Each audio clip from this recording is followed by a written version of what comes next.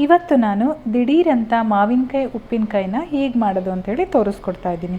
ಈ ಉಪ್ಪಿನಕಾಯಿ ಮೊಸರನ್ನ ಜೊತೆಗಂತೂ ತುಂಬಾ ಚೆನ್ನಾಗಿರುತ್ತೆ. ಇನ್ನೂ ಸ್ವಲ್ಪ ತಿನ್ನೋಣ ಅಂತ ಅನಿಸುತ್ತೆ.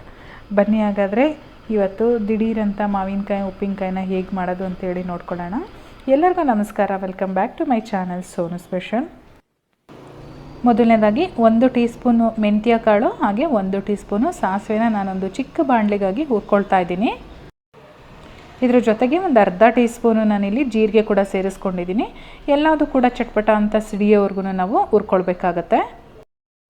ಹುರಿದಿದ್ದಾದಮೇಲೆ ಒಂದು ಮಿಕ್ಸಿ ಜಾರಲ್ಲಿ ಹಾಕ್ಕೊಂಡು ನುಣ್ಣದಾಗಿ ಪೌಡರ್ ಮಾಡಿಕೊಂಡು ಒಂದು ಸೈಡಲ್ಲಿ ಎತ್ತಿಟ್ಕೊಂಡಿರೋಣ. ಇವಾಗ ಅದೇ ಕಡೆಗೆ ನಾನೊಂದು 4 ಟೇಬಲ್ ಸ್ಪೂನ್ ಎಣ್ಣೆನ ಕಾಯೋದಕ್ಕಿಟ್ಟಿದ್ದೀನಿ. ಅದಕ್ಕೆ 1 ಟೀ ಸ್ಪೂನು ಸಾಸಿವೆನ ಸೇರಿಸ್ಕೊಂಡಿದ್ದೀನಿ. ಹಾಗೆ 1 ಬೆಳ್ಳುಳ್ಳಿನ ಸಿಪ್ಪೆ ತೆಗೆದು ಹಾಕ್ಕೊಂಡಿದ್ದೀನಿ. ಬೆಳ್ಳುಳ್ಳಿ ಹಾಕಿದರೆ ತುಂಬ ಚೆನ್ನಾಗಿರುತ್ತೆ, ಬೇಡ ಅನ್ನೋರು ಸ್ಕಿಪ್ ಮಾಡ್ಕೋಬೋದು.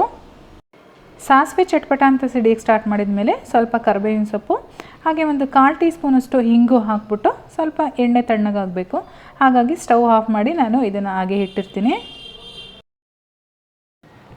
ಇವಾಗ ಇಲ್ಲಿ ನಾನು 1 ತೋತಾಪುರಿ ಮಾವಿನಕಾಯಿನ ಈ ರೀತಿ ಚಿಕ್ಕದಾಗಿ ಕಟ್ ಮಾಡಿ ಇಟ್ಕೊಂಡಿದ್ದೀನಿ. ಇದಕ್ಕೆ 2ರಿಂದ 2.5 ಟೀ ಸ್ಪೂನಷ್ಟು ಉಪ್ಪಿನ ಪುಡಿನ ಸೇರಿಸ್ಕೊಳ್ತಾ ಇದ್ದೀನಿ. ಅದೇ ರೀತಿ 1.5 ಟೇಬಲ್ ಸ್ಪೂನಷ್ಟು ನಾನಿಲ್ಲಿ ಖಾರದ ಪುಡಿ ಕೂಡ ಸೇರಿಸ್ಕೊಂಡಿದ್ದೀನಿ. ಹಾಗೆ ನಾವು ಈಗ ಹುರಿದು ಪೌಡರ್ ಮಾಡ್ಕೊಂಡಿದ್ವಲ್ವ ಸಾಸಿವೆ, ಜೀರಿಗೆ ಮತ್ತು ಮೆಂತ್ಯ ಕಾಳು, ಅದನ್ನು ಕೂಡ ಸೇರಿಸ್ಕೊಂಡು ಚೆನ್ನಾಗಿ ಮಿಕ್ಸ್ ಮಾಡ್ಕೊಳ್ತಾ ಇದ್ದೀನಿ.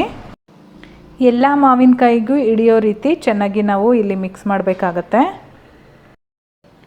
ಮಿಕ್ಸ್ ಮಾಡಿದ ನಂತರ ನಾವೀಗ ಒಗ್ಗರಣೆ ಮಾಡಿ ಇಟ್ಕೊಂಡಿದ್ದೀವಲ್ಲ ಅದನ್ನು ಕೂಡ ಇದರೊಳಗಡೆ ಸೇರಿಸ್ಕೊಂಡು ಚೆನ್ನಾಗಿ ಇನ್ನೊಂದು ಸಾರಿ ಮಿಕ್ಸ್ ಮಾಡ್ಕೊಳ್ಬೇಕು. ಇದು ಒಂದು ಸಾರಿ ಈ ರೀತಿ ಮಿಕ್ಸ್ ಮಾಡಿಕೊಂಡ್ರೆ ಮುಗೀತು. ನಾವು ಇಮಿಡಿಯೇಟಾಗಿ ತಿನ್ನೋಕ್ಕೆ ಸ್ಟಾರ್ಟ್ ಮಾಡ್ಬೋದು, ಇನ್ಸ್ಟಂಟಾಗಿ ರೆಡಿ ಆಗುತ್ತೆ. ಮಾಮೂಲಿ ಉಪ್ಪು ಖಾರ ಹಾಕ್ಕೊಂಡು ತಿನ್ನೋದಕ್ಕಿಂತ ಈ ರೀತಿ ಒಗ್ಗರಣೆ ಹಾಕ್ಕೊಂಡು ಬರೀದೇ ತಿನ್ಬೋದು, ಅಷ್ಟು ಚೆನ್ನಾಗಿರುತ್ತೆ.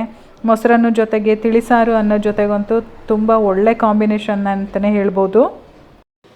ಇವಾಗ ನಮ್ಮ ಮಾವಿನಕಾಯಿ ಉಪ್ಪಿನಕಾಯಿ ರೆಡಿಯಾಗಿದೆ ಇನ್ಸ್ಟಂಟಾಗಿ. ಈ ರೆಸಿಪಿ ನಿಮಗೆಲ್ಲ ಇಷ್ಟ ಆಗಿದರೆ ಹೆಚ್ಚಾಗಿ ಲೈಕ್ ಮಾಡಿ, ಶೇರ್ ಮಾಡಿ. ಇನ್ನೂ ಸಬ್ಸ್ಕ್ರೈಬ್ ಮಾಡ್ಕೊಂಡಿಲ್ಲ ಅಂದರೆ ಸಬ್ಸ್ಕ್ರೈಬ್ ಮಾಡ್ಕೊಳ್ಳಿ. ನನ್ನ ಫೇಸ್ಬುಕ್ ಪೇಜನ್ನು ಕೂಡ ಫಾಲೋ ಮಾಡಿ. ನಾನು ಮತ್ತೆ ಸಿಗ್ತೀನಿ ಮುಂದಿನ ವೀಡಿಯೋದಲ್ಲಿ. Thank you.